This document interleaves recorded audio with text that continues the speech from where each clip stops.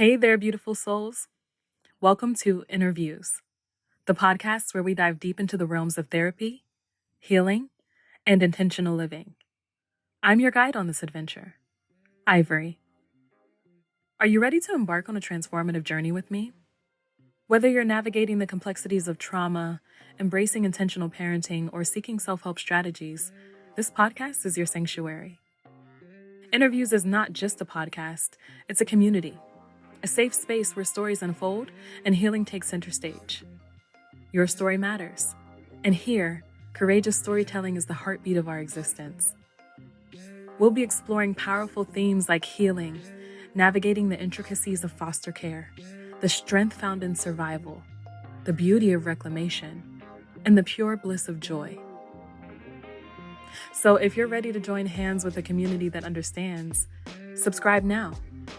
Let's walk this path together because the journey toward understanding and well-being starts right here, right now. Welcome to InnerViews, where every step is a celebration of your resilience and a testament to the incredible strength within you. Let's make this journey unforgettable. All right, good morning, everyone. So I'm super excited for today's guest. We have Dr. Alison Kennedy Davis. Dr. Alison Kennedy Davis is an assistant psychology professor at Miami-Dade College. She also teaches as an adjunct professor for the Master's Counseling Education programs at Trinity International University, Florida International University, and St. Thomas University. Before devoting her passion to the pathway of higher education, she enjoyed a full career as a United States postal letter carrier.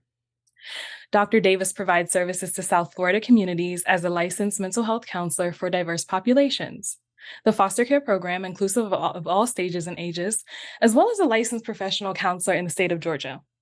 Dr. Davis is registered with Florida and Georgia as a qualified supervisor for postgraduates seeking licensure. Dr. Davis is a native Floridian. Her academia includes early childhood education, interpersonal communications, psychological studies, and counselor education and supervision. In addition to being a provider of public service, Dr. Davis has written a children's book, But I Can't See It, inspiring an early message of self-empowerment and critical thinking. Dr. Davis enjoys the great outdoors, family time, gaining and sharing knowledge, embracing community, and the simple pleasures of life. Welcome, Dr. Davis. How are you today? Good morning. Good morning. How are you? Thank you. And I'm happy to be here. I cannot stress to you enough how grateful I am to have you here today, to be able to sit in your presence and to pick your brain personally and professionally. I just know that you have so many amazing things to share that will lead to helping and healing so many people who are listening here today. So again, thank you. And I'm so grateful for you being here. No, this is quite an amazing platform, and I extend my thanks to you as well for, wanting to get the word out and allowing me to be part of that journey with you. Thank you. Thank you. And so I met you. We have a mutual mentor, and he is just so amazing. So I met you through Dr. Sari's mentoring program, and that was, I think, during the pandemic, if I'm not mistaken. Is that correct? It is. I met him maybe slightly before, and then we merged or we integrated during the pandemic. Yes. Yeah, He is amazing. And yeah. He is so amazing. For our listeners out there, he is the therapist on the show The Therapist, if I'm not mistaken, where he sits and counsels celebrity clients. And so I've personally watched several of the episodes, and I just think it's amazing what he does with them in just one session. And just personally, in my own mentorship experience, he's just such a powerful healer and such an amazing leader in terms of the mental health field. So thank you, Dr. Sari, for bringing us together. Yeah, he's moved on from that, and he continues to evolve and continues to, have mentees like yourself and myself that just continue to evolve. So yeah. Yeah, he is awesome. He's so cool. So cool. Yeah. So I do want to let our audience know that we have some trigger warnings / content warnings today. We're going to be talking about sensitive subjects in this episode. So just be prepared, or if you need to take a break or fast forward, feel free to do that as well. Our intentions for today are to promote healing, to help destigmatize mental and emotional health care and to encourage curiosity, dialogue, and action towards holistic health and well-being for individuals who experience foster care and or childhood trauma. And so I am someone who experienced foster care. I was in foster care for about 17 years. It sounds so crazy to think about, like that's almost 2 decades. But I do have that lived experience. And I'm also someone who experienced trauma throughout that experience in the system and in the context of when I was with my family. So we're going to dig into that today just a little bit in the time that we have. And we had a phone call a few months ago. And I asked you, I don't know if you're going to remember this, but I asked you about the purpose of attention in childhood development because I had just moved back home and I became bunk mates with my 10-year-old nephew. And, you know, in my auntie duties, I was just really watching and seeing him grow. And he was really needing a lot of attention. And I was like, goodness gracious. You know what? Instead of being a triggered adult, I had to really step back and ask myself, well, what is the function of attention? Like, what does it do in terms of developing the whole child? And how can I be attentive to that? How can I be the best auntie that I can be in this child's life? And also in terms of reparenting myself. So I reached out to you and we talked a lot about parenting, long story short. And it got me to thinking about how people who experience foster care, like myself, um, we don't have any examples of what good parenting or healthy parenting really looks like. So I was wondering if you could kind of today address the steps that people with experiences like mine who were in foster care or who had a lot of tumultuous experiences in their childhood with their biological families. If you could talk about how we could take steps to become happy, healthy parents, not only to our future children or to our nieces or nephews or the children in our villages per se, but also when it comes to reparenting ourselves. And like, what could that look like for us with the context of being able to access healthcare? And outside of that context, maybe you don't have access to healthcare. So the first question that I want to ask you today, Dr. Davis, is what is therapy? Can you tell us what therapy is? Certainly. And before I even start to talk about therapy, I do want to say to you, thank you so much for your vulnerability to even share, that you had 17 years in foster care. Many may not understand what that experience, we can't even grapple with what that was like, not only from the inside in your heart and your soul, but also from the external, like trauma, so on and so forth. And so we'll get into that more, but it takes a lot to be able to be on this platform. And then, people will see you and they may think, oh, everything is as we see it from the outside. She has this, she has that, she has so many things, obviously very accomplished, but it still doesn't speak to what you've experienced. So thank you for sharing that. And so when you say what is therapy, and if you all see me glimpse it aside, it's because I did prepare notes, but they all came from within. But I just look, to the side just to make sure that I stay focused with what I really want to express. So to me, therapy is a response, just to start off with. What is a response to? It is a response to a call, a scream, a cry. It's a mandate to action. And where it comes into the professional side is either someone has, sought therapy, meaning it could be a referral, it could be a parent, it could be a teacher, it could be some crisis situation that has said that this is mandatory. So therapy is an intervention, generally speaking. It doesn't necessarily have to be a professional. I mean, many people have therapy as you want, we'll get into later on their own. There are things that you can do. But from the point of a therapist, it is a call to action to address a situation, a problem, a crisis, so on and so forth. It comes in many forms. It comes, as an experience provided by a professional to listen, to hear, to validate, to restore. It comes to give like each one reach one. Like I'm here to help. I'm here to change. I'm here to delete. I'm here to terminate. I'm here to understand. So therapy is all encompassing. It's no one size fit all. Some people have had really good positive aspects of therapy and some not so. So just in general, it's a response. It's a response to something that's going on.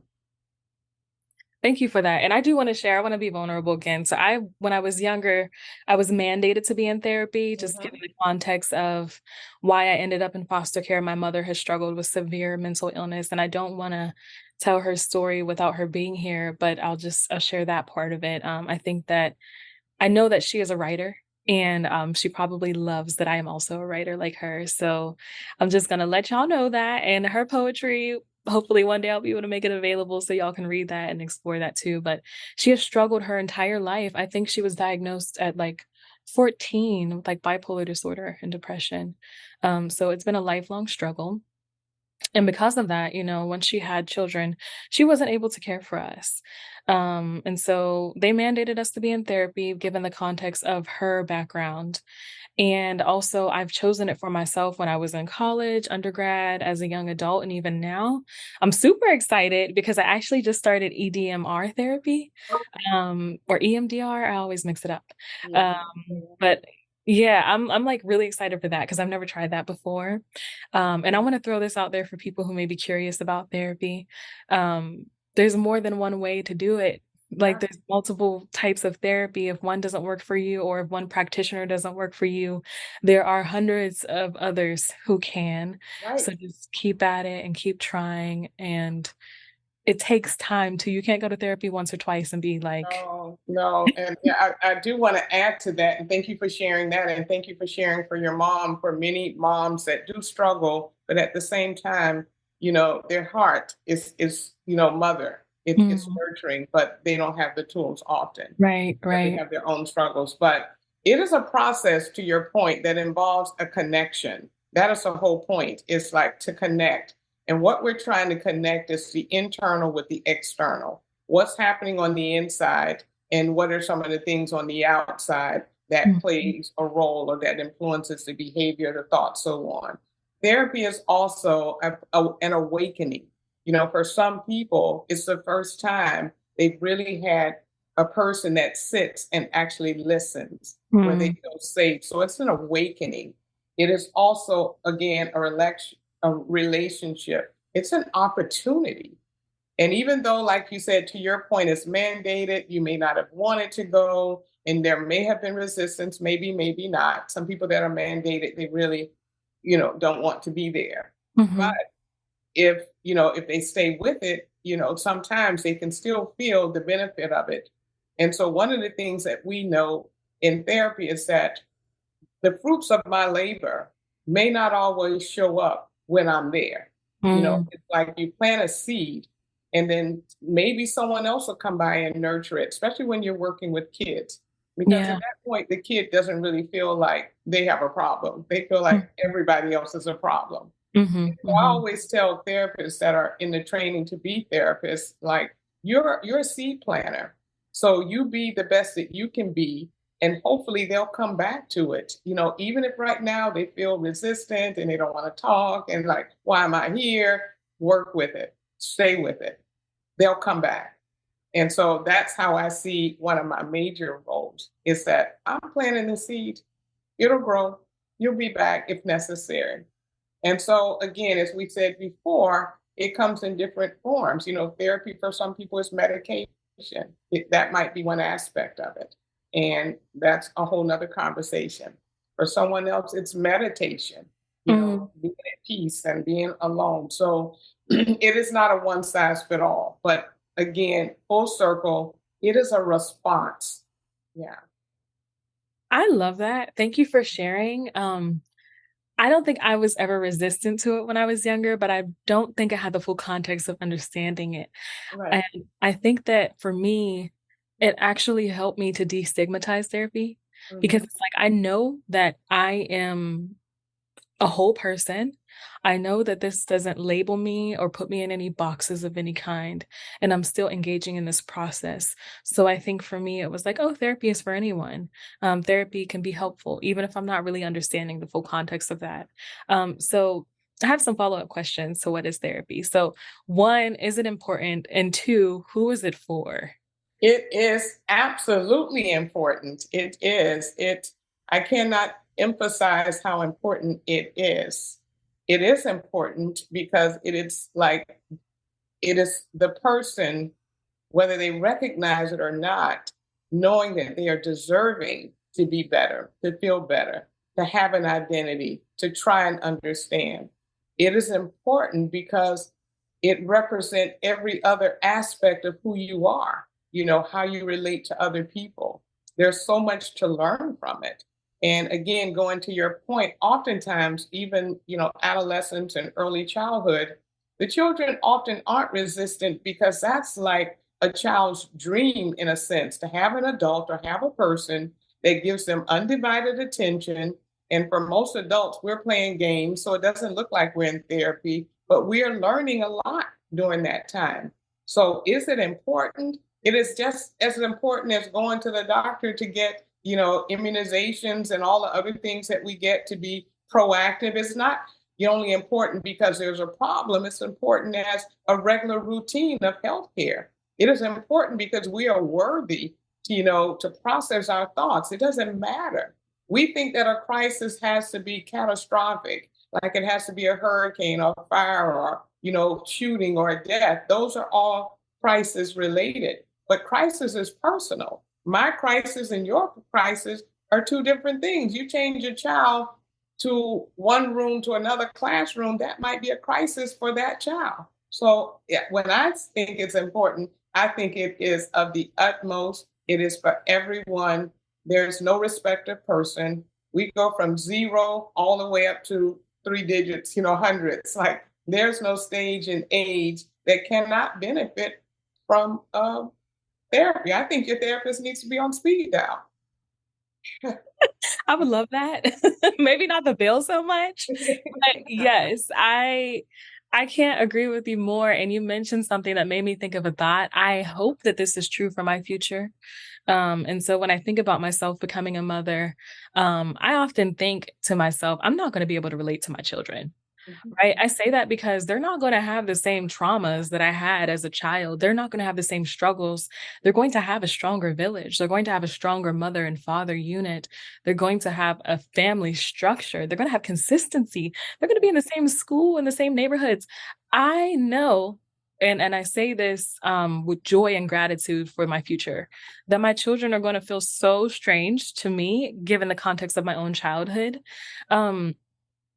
And so when we think about healing, right? Can we talk really quickly about this concept of reparenting? I know I'm going off script a little bit, but just thinking about therapy, thinking about the context of healing, thinking about that journey, and in what you said, making me think about my future children and and I see it in my nephew already. Like when you said crisis, right? Things that we don't think are big deals because we had such severe neglect and abuse Told and us that. trauma.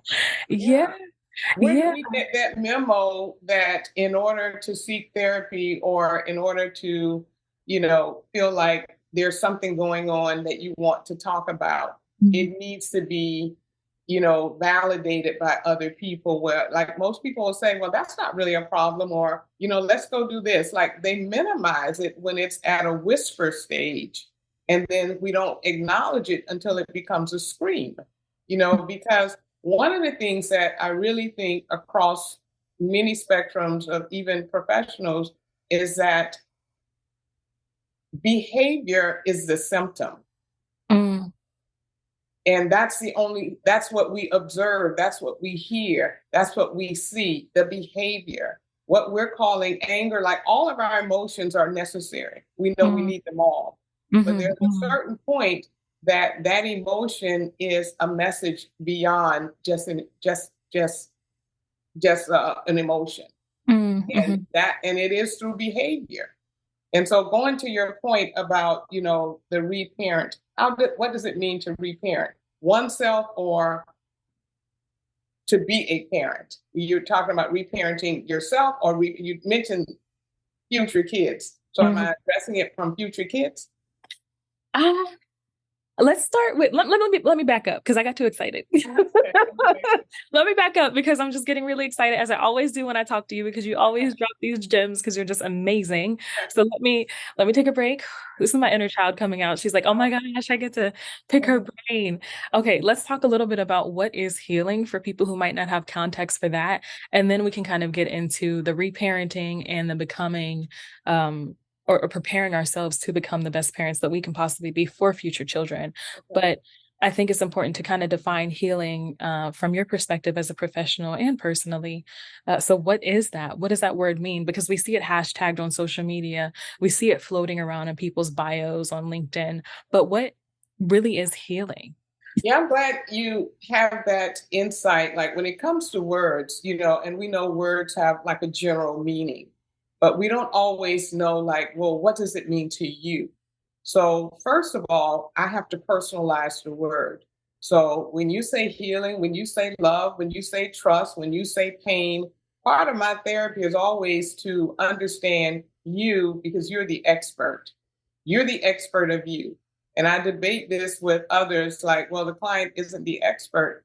They are the expert of whatever they've experienced. I'm there to hold a space. I'm there to listen. I'm there to help lay all the cards or whatever on the table, and then we collaborate. But you are the expert. So, healing, if I was speaking with someone, it is recognition at the onset of that there's something that just doesn't feel like, look right, causing me a problem, interrupting my joy. I'm feeling frustrated. It is first an awareness to me, like just like if you get a cut, you have to see it first, and then you have to decide what needs to be done. Do I need to just rinse it off? Do I need to put a bandage? Do I need to go and seek additional medical care? And so at the point that you recognize whatever it is that you feel that needs to be healed, you know what? I see a pattern. I'm in relationships and I'm having the same outcome. Or you know what? I can't seem to stay at a job. Something is going on. Or you know what? My mind just does not stop. I have nightmares. I have all these things going on. You, the expert, start to recognize there is something about me that really, I would say, is not aligned who I want to be or who I really am. So healing, as I have it, is recognition of trauma, hurt, victimization, suffering, pain, abuse, emotional abandonment. Is all encompassing. It's even knowing, like, well, why that kid have that and I don't? Why I don't never get chosen, to be in the play in that person. They may seem like little like scratches, but it still needs to be healed on some level. It doesn't always mean that you have to run out and go get a psychiatrist and you require diagnosis, but you still require, even a little scratch requires a bandage, even if it's a little tiny round one, because there's something that's been wounded. So it's recognition of a wound. And so now we need to determine, like, some wounds are gaping wounds. They're big, they're huge. You were in a tainted womb. So of course you were already wounded before you came out the womb. That is so deep. Yeah. Yeah, that I talk a lot in my advocacy about epigenetic impact, and you're talking about that right now. How we're born with some wounds. Some wounds are generational. Some They wounds, all are. On some yeah, level, they all are. We all. The yes, other day, the question came up about historical trauma. Like a student was like, I don't know how to deal with historical trauma. Everybody is a byproduct of some level of historical trauma. yes, yes, and that Yes, reminds for me. like first generation, Mm, generation, it's same patterns repeating, repeating, repeating, repeating. And so right. it's a lot more apparent and you can like almost like trail it. That's why sometimes we'll do a genogram just to Mm, see what are some of the things going on within the family, looking for those patterns. But going back to healing, I think it's part of obviously our health, and our health, to me, that matters the most, our mental health. Mm-hmm. The mental is the motherboard for everything else, for Yes. everything else, Yes. Yes. everything. Yeah. Relationships, academia, career, lifestyles, choices, coping mechanisms. All of those are trying to heal. When Yeah. people will say, "I don't need a therapist," I say, "Oh, you have one. You're just using a different type of coping mechanism. That's your Mm, therapist. You have one. mm, You mm. recognize that there was a problem. You may not feel comfortable with going outside, and I get that. It's hard to trust someone when the people that you should have trusted didn't build a foundation of trust. So healing is, I put like thou shall be aware. It is I am Mm. aware that I something is going on. Right. Even if I think it's other people's fault, which is part of it, like okay, this person did that. Yes, it is true. That's what makes it so difficult to me. It's like, why should I fix what you did to me? That's the hiccup. Mm, I didn't do mhm, it. mm, Now mhm. I have to pick up my own broken pieces, Yeah.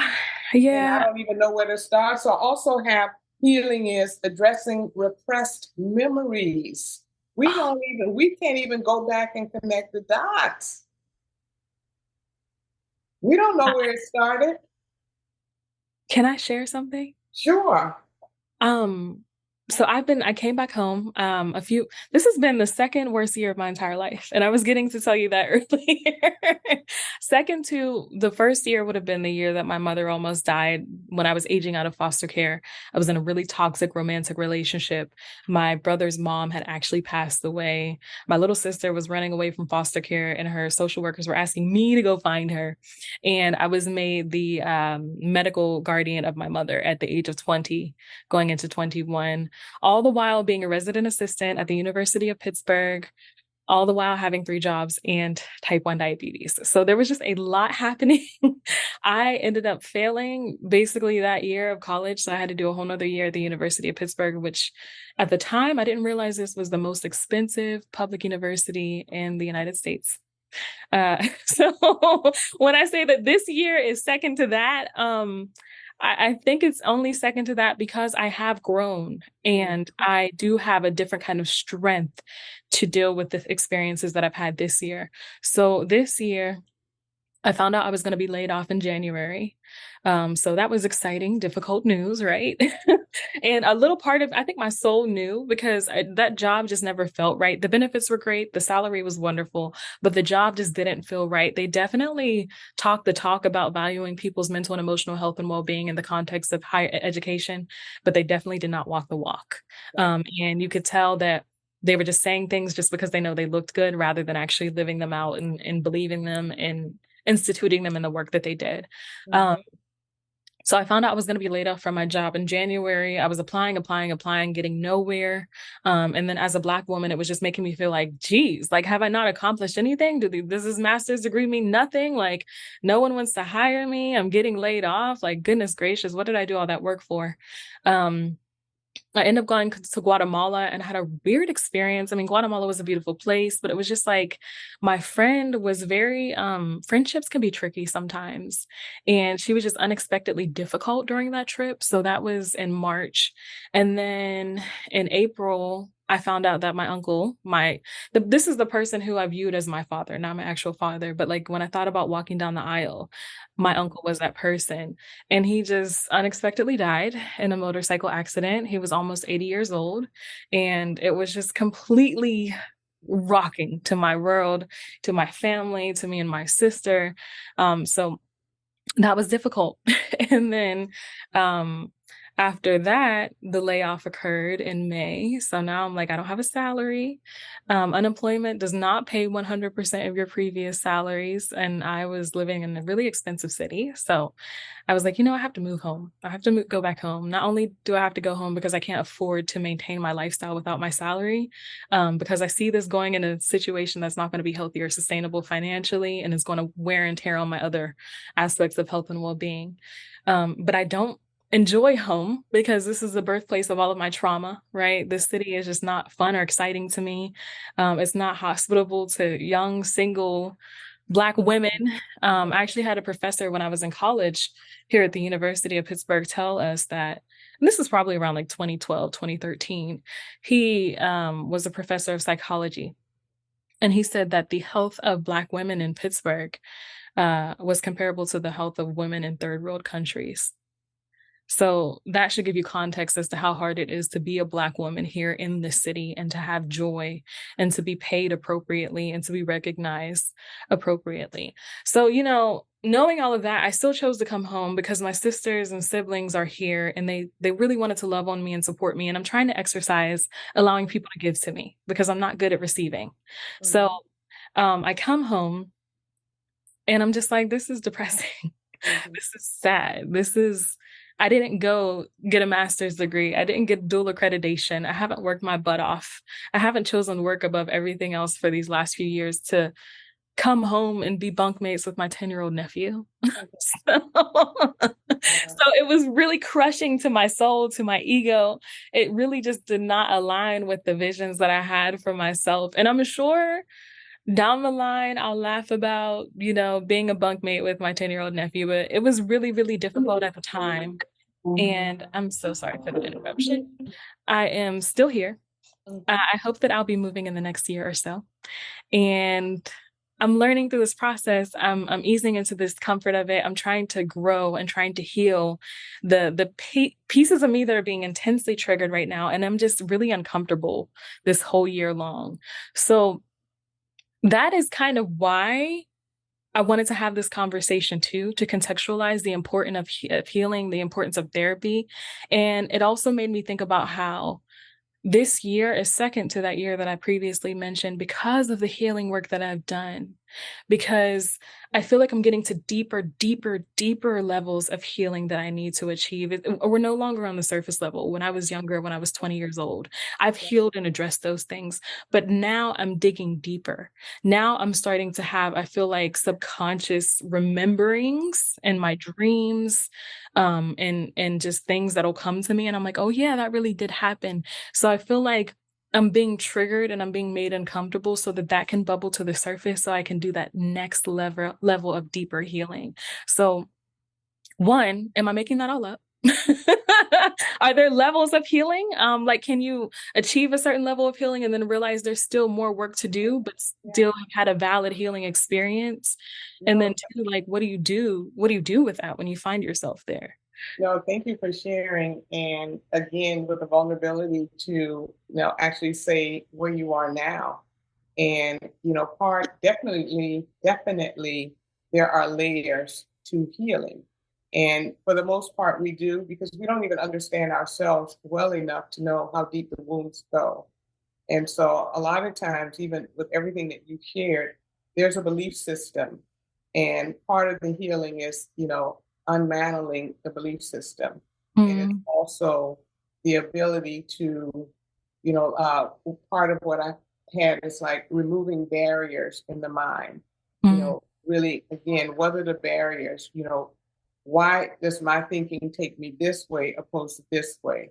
And just kind of working through, like you said, I'm going deeper now because I know that I'm accomplished in these areas. And I thought that would just kind of usher me into the next level of happiness or fulfillment. But I'm still finding that I'm not satisfied. So then we have to go deeper and like, okay, let's start to, really, see what your belief system is as it relates to relationship, as it relates to, where you are. Where you are the light. It doesn't matter where you are once you know that. So fundamentally, it's just like, I have to understand myself better. I have to understand that we call it, like in psychology, self-actualization, which means that you start and you continue to level up, and that everything that you go through is trying to get you to that next rung. And so, yeah, you got this, you have that, you have that. Now we need you to go up. There's something else calling you. And so this is like what we call contrast. So contrast are these things that trigger your emotions or your behavior or your awareness well enough to give you clarity on what you do want. So now through every experience, you do have more clarity. You know, okay, this city is not for me, so on and so forth. So each thing, if you allow it, it does give you more and more clarity. So earlier, you brought up a really, really, really, really key word, which is process. It takes time. It doesn't happen. It's ongoing. I always say, you never arrive. You're Mm, always in pursuit. yes. You're never going to be like, oh yeah, some people can get content to a certain degree, but there's always room. There's always Mm, room. There's never not going to be challenges, ever, ever, ever, ever, ever, ever. There's mm, not money that can, take away challenges. There's not another human being that can take away challenges. There's not a child that can come to your life that will take away challenges. mhm, So mhm, even just coming to grips with, okay, some level of, which I know you've already done, because you could not have without all that you've been through. So another part of healing is like detoxing. You know what mm, it means to detox, to cleanse? mhm, One of the things is guilt. mhm, We have to like go away guilt. Like there's so many, like you said, there's so many layers. That's why most people are challenged with doing the work because it's not a quick fix. And no, everything else is a relatively quick fix. You go to the doctor, you get a shot, get a surgery, get a pill, get something that relieves you, but mm, not the body, not the mind. Our yeah, creator made it way more complex than that. We're yeah, complex as meant to be. We're meant to be complex. yeah. And I But think, we're also meant to appreciate the complexity. yeah, there's a beauty in that complexity, I think. Yeah. Yeah, and I think that, And like, I'm 33 now, and I feel like my peers are finally catching up to, like, that life is hard. It took to, like, the 30s for them to start having experiences where they can kinda, like, relate in a lot of ways, but also I'm seeing a lot of them develop physical ailments mhm. that I feel like could be tied to the mental and emotional aspects of health and well-being too. 100%. It cannot escape it. It Right, like, you in the because tw in the 20s, you can get away with it, like, in the you think 20s, you're getting away with it. you You think you're think getting you're away with getting it. away, but the body keeps score. That's the one thing that's Yes. the book. The body does keep score. From Yeah. early on, there's a Mhm. little dot that was there, just like you see it like, let's say, termites or a water that just drips one drip, and before you know it, it can corrode a whole thing. That's the Mm, same thing. That's the same analogy with the body. You don't yeah. see it when that faucet is just dripping one little drop. You're like, oh, that's no Mhm. big deal. You don't Yeah. even need to turn the water off. You don't even need to get it fixed. There's only one little drop. That's the Mhm. same thing. That's what happens to our body. Oh, that's just one little microaggression. Oh, that's just one little insult. Oh, that's just Mhm. one little this. You think your body is not like, okay, mm-hmm, mm-hmm, It's keeping score. It is keeping keeping score. score. And And eventually, like you said, like 30-ish, and even now, because whatever we're calling stress has elevated and COVID and working and performance and, trying to juggle and make ends meet. So we're stressing earlier because our kids are stressing. In first mm, grade, they're stressing. In kindergarten, they're flipping desks. No. mhm. I see it, and I was also a former educator, and I see firsthand that children are stressing Oh, in yeah. ways that I can't even remember my peers and I experiencing, like, No, it's no. real and it's pervasive, It is. and it needs to be addressed in so many different and this is why I could also talk to you for hours and hours and hours. I also want to say, like, healing, because we come into, these bodies, and because of, like you said, our years on this planet with so many different people, there's a lot of blaming, there's a lot of shaming.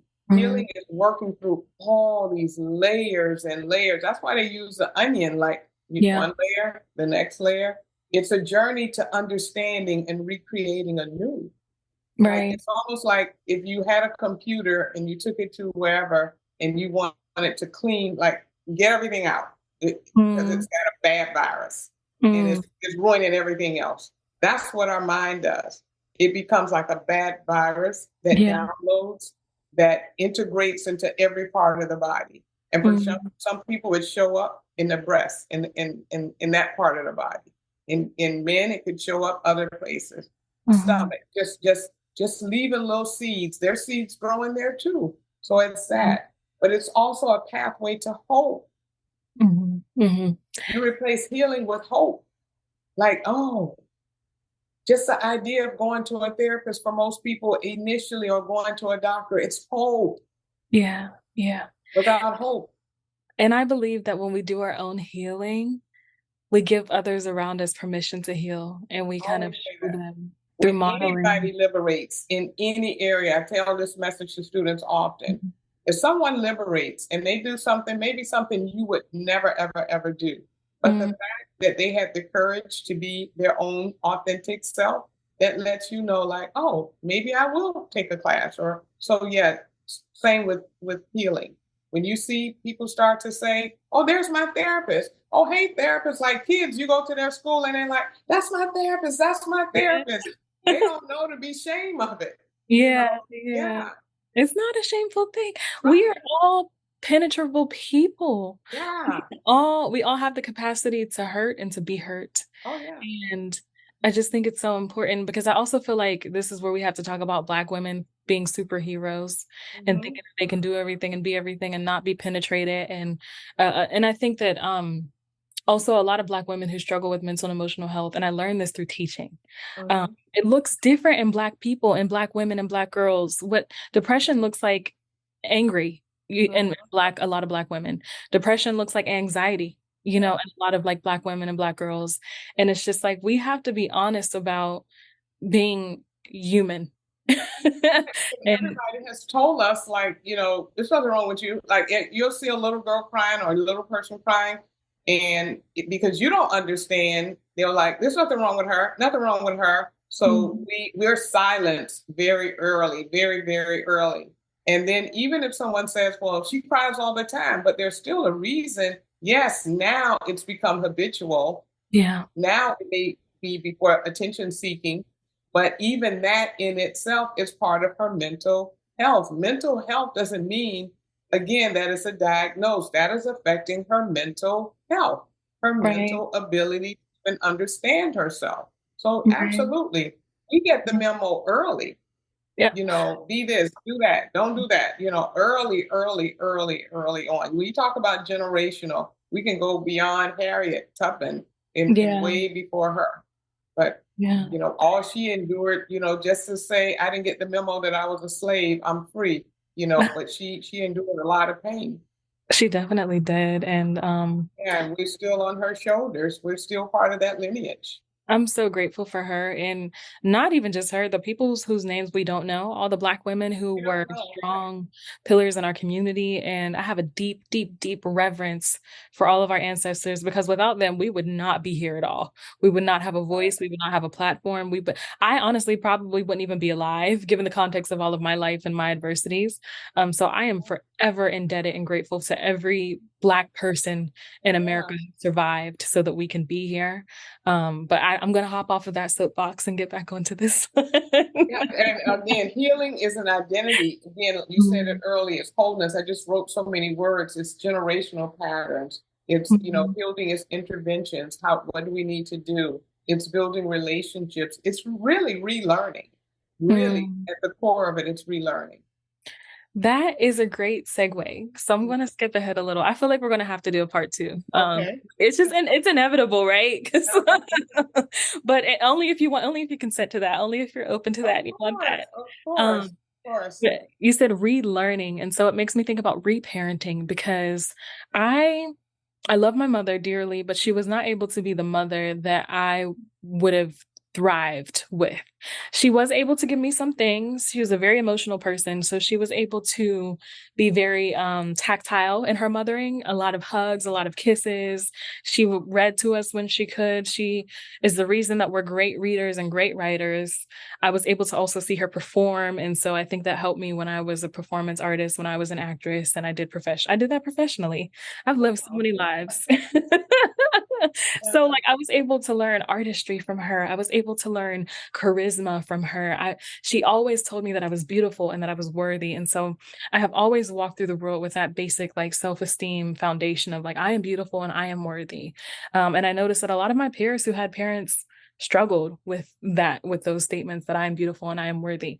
So I Parents don't who want were to not diagnosed with a mental health diagnosis, that, just for whatever reason, yeah. that may not have been of value. And Yeah, yeah. again, thank you for sharing that. Part of what you shared, part of like you talk about reparenting and how do you move forward, is how do you find strengths in things that seem destructive? How do you find Mhm. strengths in things that seem negative? I mean, you Mhm. just brought out a whole plethora of strengths, and you didn't put the focus on the deficits. So part of reparenting is your ability to be intentional about what you focus on. Mm. In any given moment, in your own thought world, which is where we live, you decide what you want to think. Mm. Yes, you're going to have pop-up thoughts because that's just, the nature of our minds. The thoughts pop up.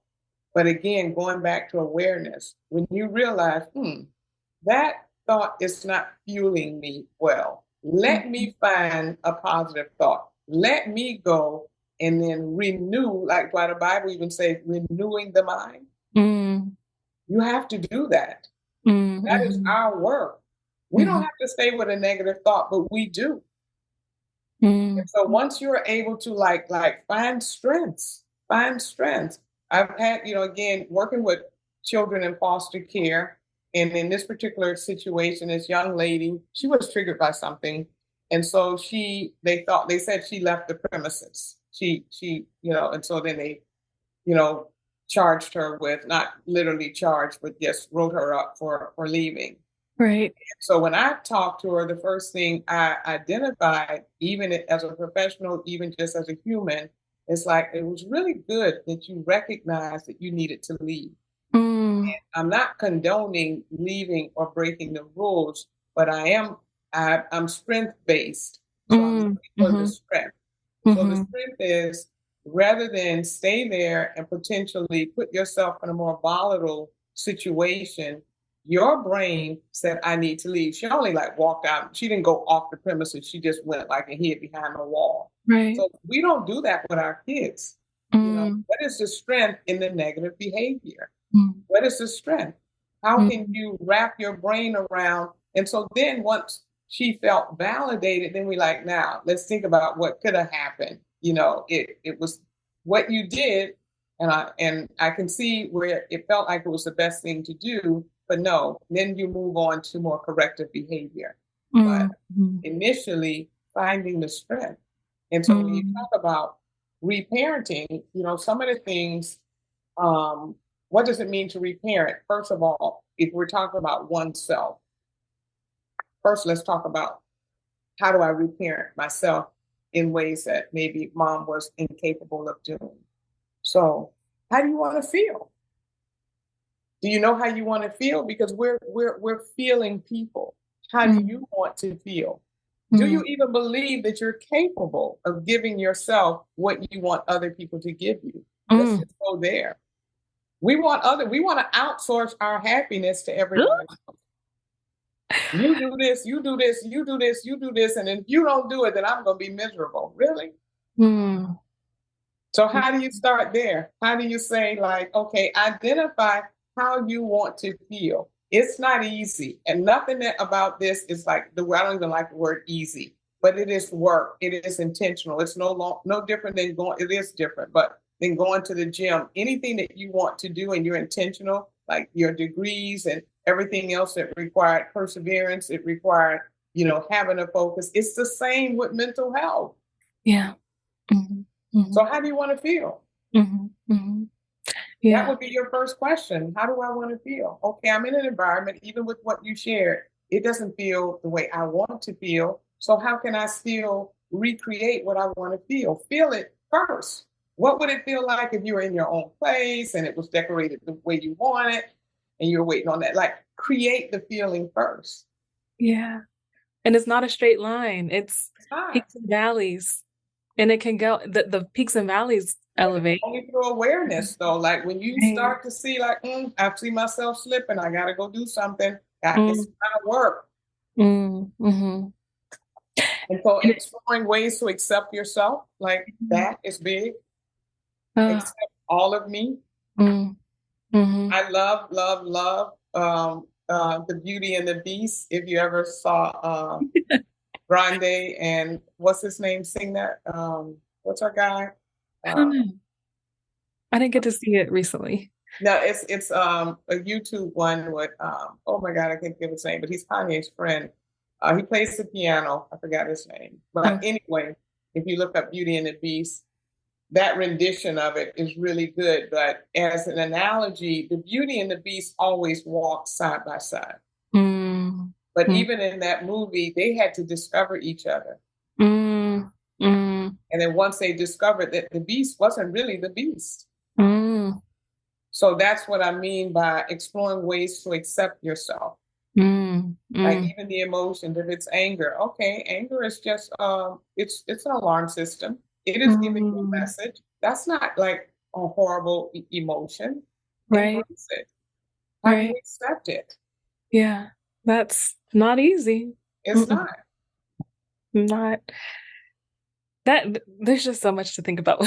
And it makes me think about too when you said the beauty and the beast, the shadow shelf Yeah, is that's what I hear a lot of people in like the spiritual community online talking about too, like embracing, or even for lack of a better terms, the villain era. So, right. It's all part of that same right. analogy. It's I just like this one I'm gonna put it in because it's visual if you see the the movie. Like it is so visual. You're gonna know his name. Oh my God. Like, Really. John Legend. Okay. John Legend, yeah, of course. Uh, John Legend is awesome. He's yeah, amazing. yeah, yeah. If you Um, ever look at that, oh, that's what I was gonna say too. So the concept of embracing these pieces of ourselves and learning these pieces of ourselves, being curious about who we are, um, embracing that we all have beasts, we all have shadow sides, we all have villainous aspects of ourselves. That's not always going to be well received by others. That awareness of self is not always going to be well received by others or supported by others or looked upon favorably because I have experienced personally backlash over like, I'm aware of these parts of myself that I need to work on, these parts of myself that are imperfect, these parts of myself that may even be difficult. That awareness does not mean that I have overcome them, right? But I am aware of them and I'm working towards them and I understand the impact that they have in my life and could continue to have in my life if I don't do that work. But that's not something that a lot of people choose to do or choose to engage in. And so it's really important to have a safe space, to have a yes, culturally competent practitioner who can support you therapeutically in that yes. process because you might not be able to find that in your life. You People you might not be you ready for nailed. that. Yeah.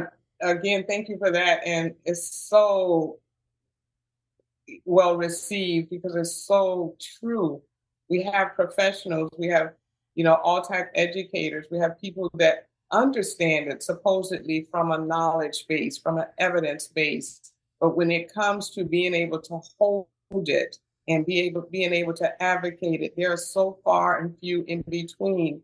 Sometimes it's just like we're under resourced and I was actually thinking about that earlier when trying to convey because it sounds like real good and yeah, do this and yeah, do that. And no, I don't want to say it's not easy, but it's not It's not. because we don't have a system that's tolerant. We don't have a system that understands. We have people that look and they only see the behavior through their lens, which is very limited, as destructive, as fearful. So then they blame, they shame, they call you out, and then they just put you further, further, further away. Being able to find, if possible, that safe space. I've had clients that were in the throes of their anger and was just able to just sit there with them, like it is okay. Like I see it. Like literally steam coming out. And this one little boy, he was like, like his grip, like, and he was in the Yeah. foster care at the time. Like, but literally at that young age, the tension, the stronghold was so there. But then when he Hmm. goes to school and he does the slightest little thing, go and send him to the office, and it just kind of continues to perpetuate the very anger that I'm trying to work on. Ooh, And so yeah. it's very bad, and that's why you see the cycle. That's why you see, and they get placed in a classroom, and he's so smart. Then he gets labeled, and then he feels even more angry because then there's no autonomy. He feels again neglected and abandoned and singled out. Like it is. It's cyclical, and generations before him, I'm sure, experienced that same thing, whether it was the context of Jim Crow laws, whether it was Right, the context of Reconstruction, whether it was slavery itself, which took right. place over hundreds of years. And then we don't even know, We don't as even Black people in know. America, where we came from to have the cultural context of our ancestors. And so, like, it is Having, so. yeah, having parents that then think, because now you're acting out in school, which I'm getting a call, which is Mhm, frustrating the parent. Then he has to come home. He may get corporal punishment or he may get some level of punishment. It just mhm, goes on and on and on. So by the time, that's why I tell even again, um, therapists in the making that you need to work with children in order to understand the adult. Because when you work mm, with children, by the time you see the adult, you don't know the lineage. yeah, That when you see it as an adult, like maybe can't sustain a job or, drinking or even abusive, in relationship, that didn't start there. yeah, That when one of the questions like unresolved childhood issues. yeah, yeah. So That yeah. is. Again, I wish I had all day with you, but I don't. And I am going to send this out to the ethers that I can have more conversations with you for other people Yeah. to listen into. We just So like as let's try to close out today. You kind of touched upon this, but I'm wondering, for people who might not have access to therapy, who might not have access to mental health services, what are some things they can do for themselves? What are some resources they could use in the community that are free? Or how can they pursue a healing journey or even a therapeutic journey outside of the context of structured healthcare? That is really, really, really like the best question ever. Because, and even if I say something as basic as, well, first you have to know that you're worthy, but already the worth is damaged. And so even to be able to say I'm worthy and okay, that sounds good, but then what do I do with my worthiness? Like, where do I go? Okay, I know it, I feel it, but that's not helping me eat or get a job or be in a relationship or see myself as worthy. So one of the things I say, and I know everybody may not even have access to it, but to me, it's just trying to connect with nature, like almost, finding like, even like, again, not everybody's coming from Christian, but even using the Bible, like going into the Garden of Gethsemane, whatever that word is. Yeah, going into the garden. Mhm, Uh, but finding some place to connect, because what happens is we need connection. mhm, Even one of the guys that does a lot of work on substance abuse, he said the reason why we have substance abuse and is because we're not connecting. So mhm, we have to find something to connect with. And mhm. that's why people have, I think animals now are at an all-time high. Again, pro animal, pro dog, pro cat, whatever Yeah, yeah. domestic animal you want, fine. But it's almost like that. We're looking for love unconditionally, and the animal gives that for many Mm, people. mhm, So, mhm. so I put, joining a group of similar interests. Again, none of these are easy. Like, where do I find a group and what group will be, but even if you just put on the energy, just a prayer, a thought, like, I know I deserve it, just that inner voice asking, it will come to you. Yeah. Just believing that, yes, something is going to happen. Um, Listening to inspirational messages, we do have access to that. But sometimes when you hear an inspirational message and you're feeling void, it's not as inspiring. So Mm, all of the things that I may say to somebody that's really struggling, it seems like that don't work. That don't work. That don't work.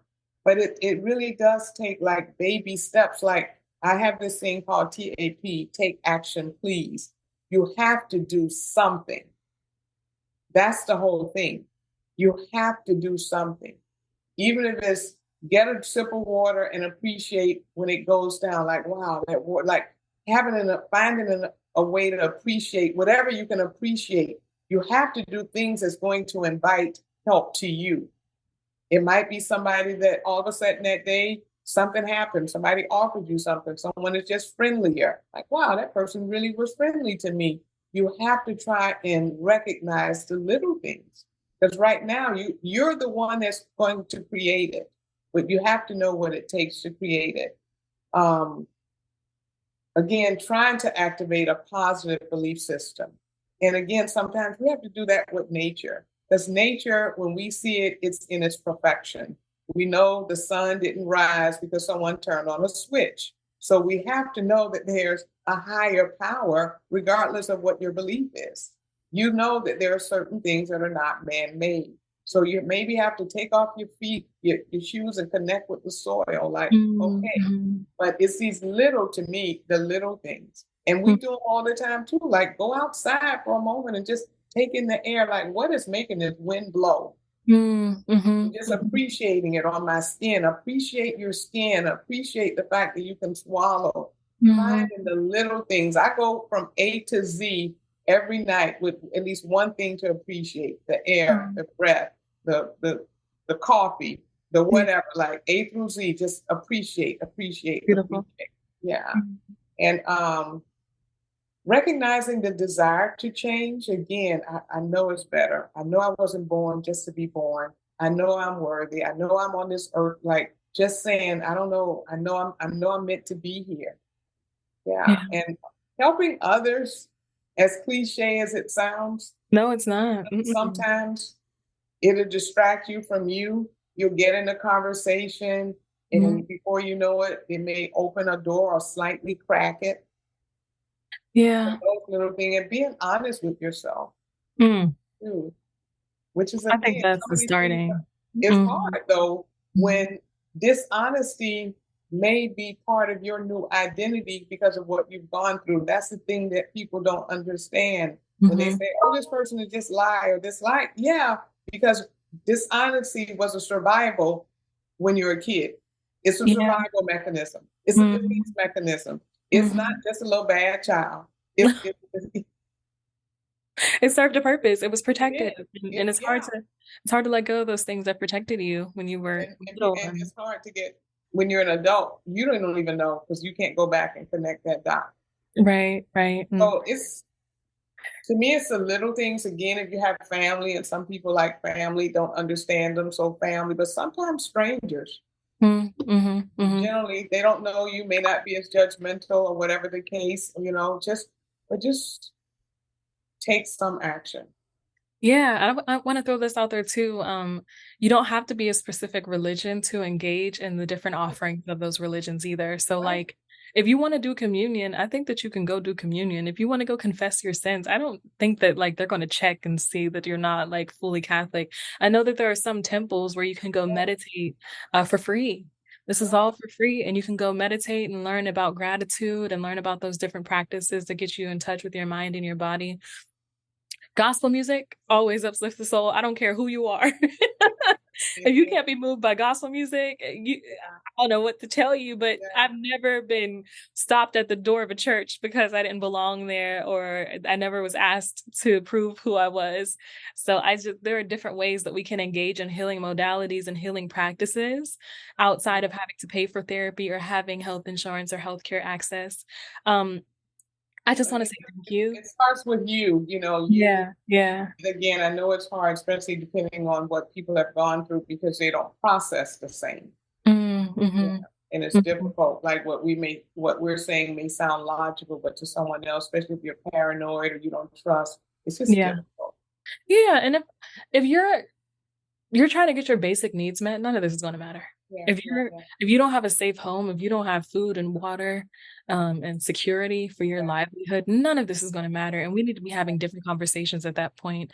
yeah. So, for those of you who can hear what we're saying or who are curious or have it, in them to be able to engage with this a little bit, reach out to us. We would love to help, and further the conversation, and This is beautiful. Every time I talk to you, I feel like I heal just a little bit more. I feel like Thank so you. poured into. I feel like the little seeds have been planted and some of them are Uh, being watered and sprouting.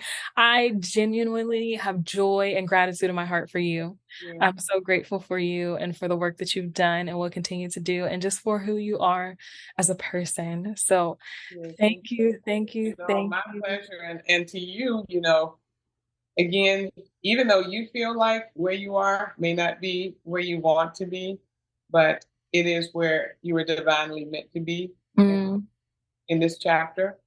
And mm. as a well written person that you are, this is just one stanza. Yes. It is, and we'll laugh about it in a few decades. Yes, yes, yes. You'll have a writing from it.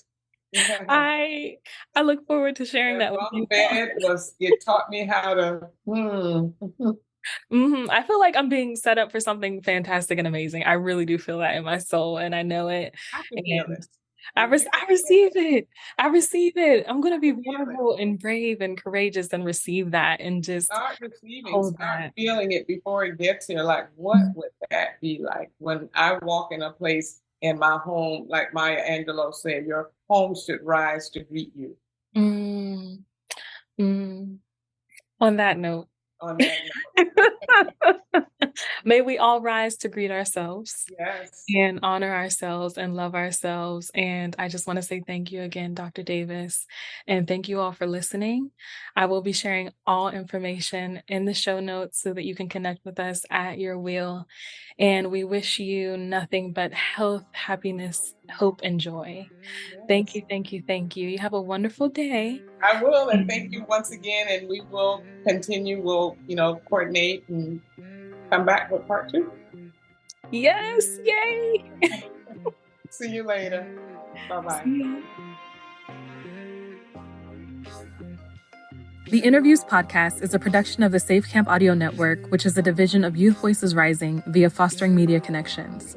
Please visit safecampaudio.org on the web or Safe Camp Audio on all major social media. This podcast was co-produced and mixed by Daniel Mitchell and Christine Onjoko. If you enjoyed this episode, we'd love it if you consider sharing, subscribing, and or giving us a 5-star rating on Apple, Spotify, or wherever you download your podcast.